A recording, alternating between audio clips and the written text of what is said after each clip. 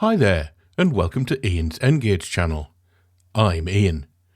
In previous videos, I've shown how I've fitted DCC decoders to a Graham Farish Class 20 and a Graham Farish Class 37. In this video, I'm going to show how I fitted decoders to a Dapol Class 43. I'd been running the Class 43 on DC for a couple of months now, and it seemed to run very nicely throughout the various speed ranges.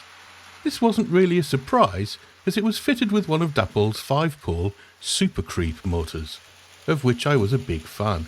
The same motor was fitted to Dapol's Class 33, and I was in no doubt that my 33 was my best performing loco.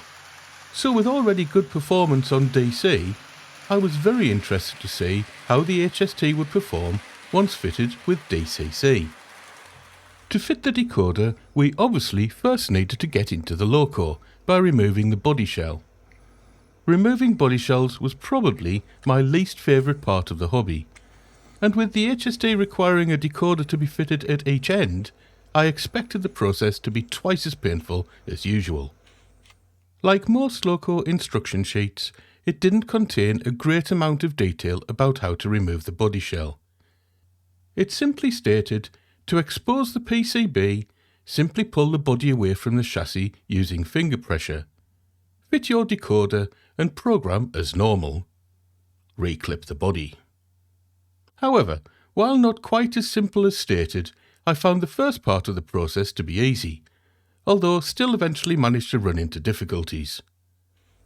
I worked on the motor unit first. Obviously, the body wouldn't simply pull away from the chassis.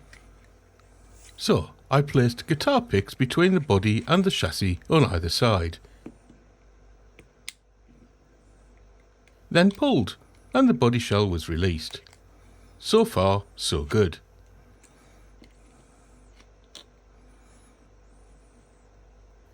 I was hoping to try and hinge the loco at the front, as there were wires leading from the chassis to the LED lights that were fitted in the body at the front of the unit, and it wouldn't be good if they were disturbed, would it? Once the body shell had been removed, the location of the next 18 decoder socket was revealed. Before the decoder could be fitted, the blanking plate needed to be removed from the decoder socket. This was easily accessible and was removed by slowly and gently lifting it out of its socket, before it whizzed off across the workbench. As no specific decoder had been recommended by Dapol, I'd picked up a couple of DCC Concept Zen decoders at the Great Electric Train Show during my visit. I'd not fitted an X18 decoder before, and they were a little different to the 6-pin decoders I was used to. Instead of using pins protruding from the edge of the circuit board, the X18 decoder incorporated pins on top of the circuit board that would need to be aligned and plugged into the decoder socket. The decoders I'd purchased also had wires attached that could be used to fit a stay alive, but I didn't think that would be necessary for this particular loco. Now, remember what I said about trying not to disturb the light wiring? Whoops. It wasn't so bad. A plug had simply disconnected. That would be easy to reconnect, wouldn't it? I pressed on with fitting the decoder while the body was completely disconnected from the chassis. As usual, there wasn't much written about fitting the decoder in the loco instructions. In fact, all it said was, carefully remove the blanking plug and insert the decoder of your choice. However, once the blanking plate was removed, the circuit board below indicated pin position locations, which was great. Unfortunately, the same wasn't true of the actual decoder chip, as there were no markings to tell me which way round to fit it. So, after trying the chip in both orientations, I took a leap of faith and chose one, pushed the decoder pins gently into the socket, and happily it clicked into place. Now to reconnect the wiring plug. This should have been simplicity itself. But a wire within the plug had fallen out of the connector. Haha, genius. Now what? Well, I pushed the wire back into the plug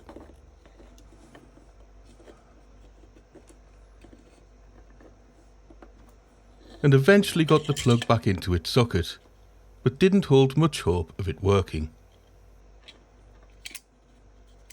Replacing the body shells turned out to be, let's say, problematic.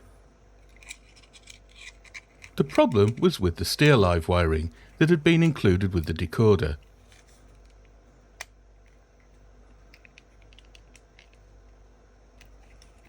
Without these wires, refitting the body shells would have been simple, but I wasn't sure whether or not it was safe to cut them.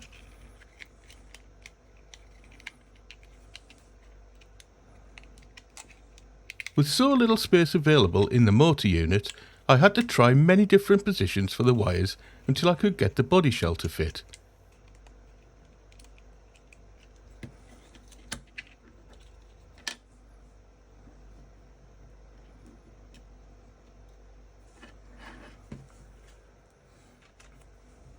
In the end, I needed to use electrical tape to hold the wires in place, and even then I needed to try several locations before the motor unit body shell would slip over them.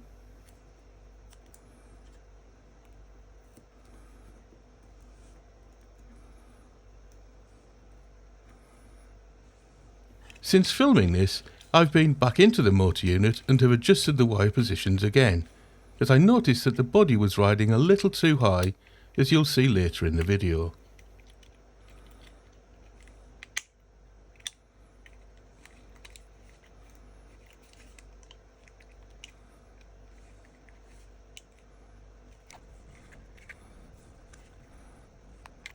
Just to show that I'm not completely incompetent, here's some speeded up footage of me fitting the decoder to the dummy unit.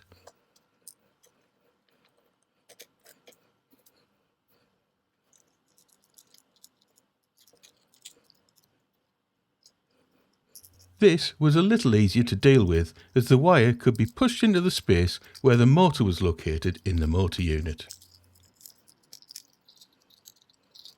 When I'd finished battling with the body shells, it was time to test if the decoders had been fitted correctly.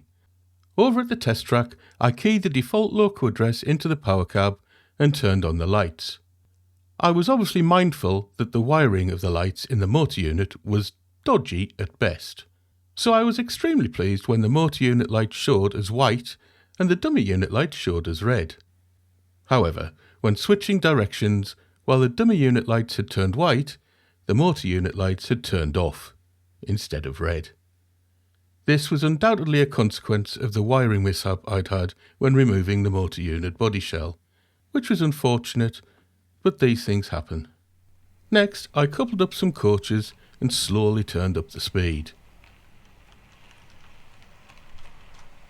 The train pulled away nice and smoothly, which was most gratifying.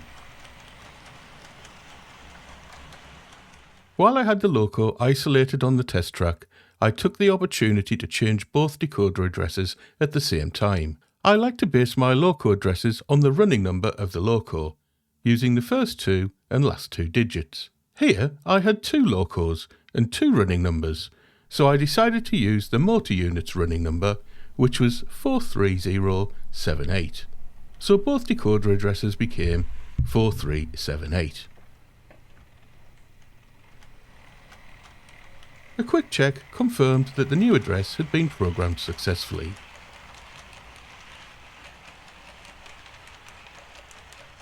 Before fitting the decoder, I'd recorded some footage of the Class 43 crawling on DC.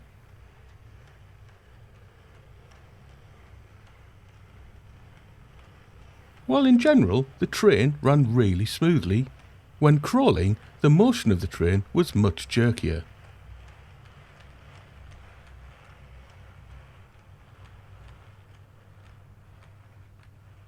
You can see here that the train just doesn't seem happy to be travelling so slowly.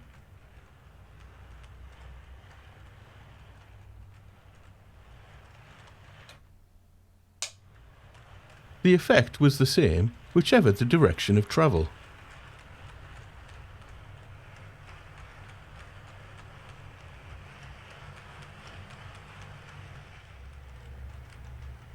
We're now watching some footage I shot after fitting the decoders. This was taken at speed step 10, and the crawl is both slower and significantly smoother with all of the jerkiness eliminated.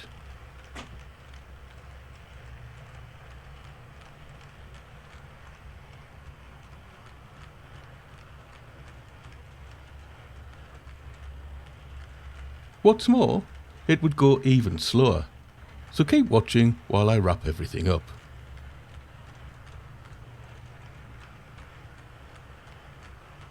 As I've just ably demonstrated, I'm certainly no expert at opening up locos and fitting decoders, but forewarned is forearmed, so I hope somebody will have found this video useful.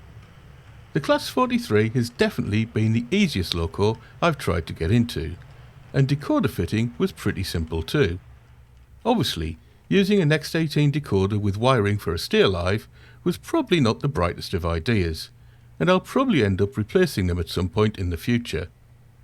If anyone knows if I could simply cut the stay alive wires, then please let me know. Staying on the subject of wires, I was very surprised at how fragile the wiring for the lighting was. Should the wire have come out of the plug so easily?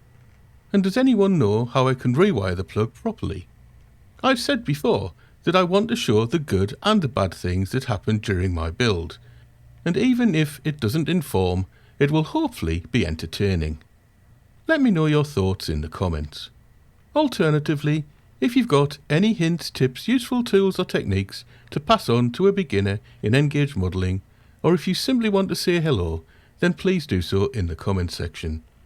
Anything and everything you've got to say will be greatly appreciated. In the meantime, thank you so much for watching. Hopefully I'll have another update soon. Bye.